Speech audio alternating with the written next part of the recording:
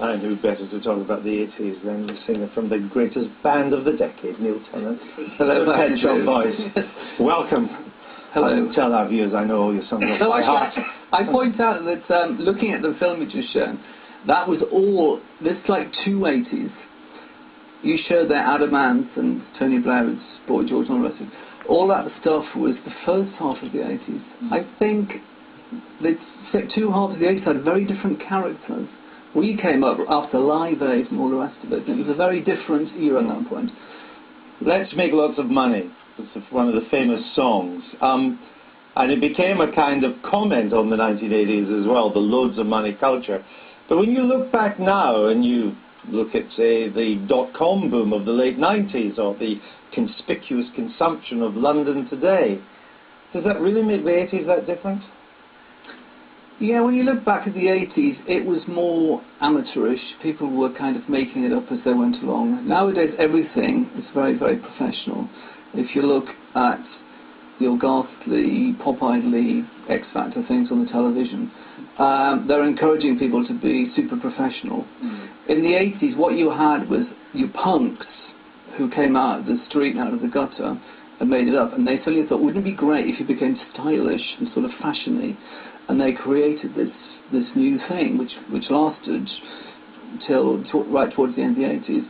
And in politics, I think you had a similar thing. It wasn't people quite making it up as they went along, but it was people challenging the post-war orthodoxy and smashing it, ultimately. Whether that was a good or a bad thing, I don't think we've all quite decided yet. Yes, exactly. And our perspective is changing as time goes on.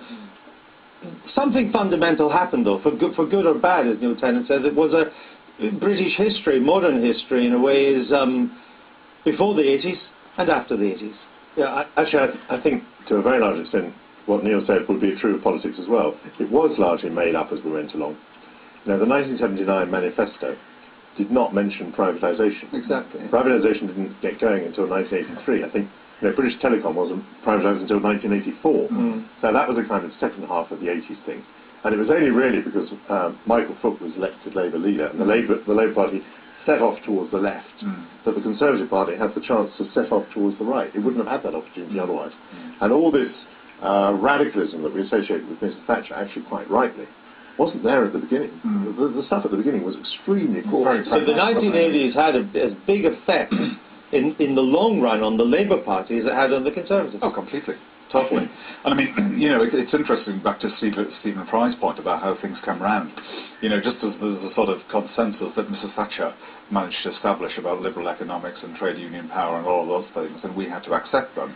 Interestingly, many of the things that the Blair government has done, whether it's minimum wages, Bank of England, independence, investment in public services, David Cameron, at least, maybe not quite his party, have had to come to accept too. But I think, we saw Neil's point about the divide in the 80s, there's a different take on this, which is that I think it was a real decade of extremes, because on the one hand you had these sort of liberalisation movements, whether it's the fall of the Berlin Wall, openly gay pop stars, all of that, more open sexuality, liberal economics, all of that sort of stuff. And then the dark side of it, which I suppose in the northeast we saw we got a fair share of, was deindustrialisation, miners' strike for the Labour Party, big defeats. And that legacy lives on. David Cameron is in Manchester today trying to convince people that actually the Tories are good guys. I wanted to move a little bit from politics. The culture of the 80s, the cultural achievements or lack of, how would you, looking back, was it we know it was a politically significant decade, was it a culturally significant decade, or was it a bit naff culture-wise? No, I think, I can only talk for pop culture.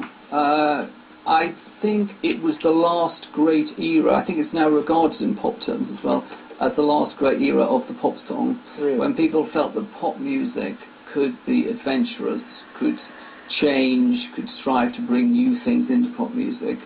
Pop music now generally, it celebrates. Our song, Let's Lots of Money, was an anti-Thatcherite satire, actually. And nowadays... We got it, actually. Yes, you realise. Well, congratulations. In America, they didn't. And it was a hit in America. And And nowadays, you know, we have the bling thing, we have what I was saying for the professionalism, the pop idol thing, where the aim is success. Yeah. In the 1980s, we didn't see success as the point. We wanted to create, we wanted to create outrage as well. Have you changed, as time has gone on, have you changed your view of the 80s? In the 80s, I was completely against the Thatcher government. I mean, when we had the two miners' strikes, you had these amazing occasions where you would go to a gay club and miners' wives from the northeast would come down and they'd meet all these homosexuals, you know, they'd never seen before, and there was a sort of a coalition formed there. Yeah. And it seems to me tragedy, a lot of things, the deindustrialisation of Britain. I lived half my life in County Durham at the moment even. And, but at the same time, you realise that the post-war settlement of Clement Attlee had maybe run its course.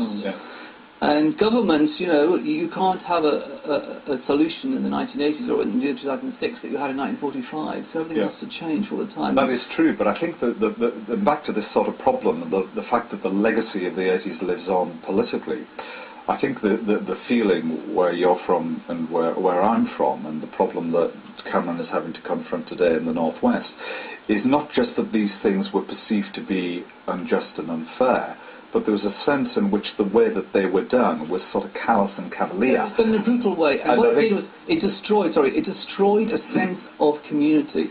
We all grew up with the idea that people were in it together, that we had to help each other. Thatcherism really idealised the idea of the individual, and I think that's been a destructive idea as well as a creative idea. And I think that's something, when we're handing out ASBOs now, we're actually attacking the idea of the aggressive individual. Right. And that's the Thatcherite creation. I'm going to be a bit brutal here, because we're running out of time. Yeah. And, we are. That's not surprising. they don't want to go home without a quiz. You, of course, will have to help them. I was in in this quiz, it's a good job you're here. There are two questions, really, and two answers, funnily enough. We want to know the music, and we want to know the answer to the question. And the first question with the music is, who shot JR? I never watched that. The music's aha. Well, don't tell them. Oh, is that what they're meant to be answering? Well, Neil Tennant's completely... no, he's a very good shot. Neil Tennant. And who was JR, by the way, Michael? JR was a Texan oil man. Well done. Who shot him? I think Miss Sue Ellen's pregnant sister. Right, I didn't get that away. And try not to help them, Neil. They're desperate. Let's play the music for the next question. The question is, whose bunny reached boiling point in the 1980s? Oh, that was Michael Douglas. That was... well done. It was actually his wife. His wife, yeah, okay. And the music? Damsky.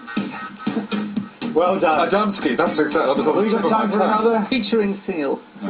All right, okay, one more. Which politician went for a ride on a star in 1987? Neil Kinnock. Nope. Jeffrey Archer. No. He won his libel case against the Star. And the music. They got no chances. True Blue Madonna. Of course. Even I didn't recognise that. Neil Tennant, right on. We're grateful you're here tonight. Thank you very much. To raise the intellectual standard of the debate. But that's your lot for tonight, folks, and frankly, it's more than you deserve.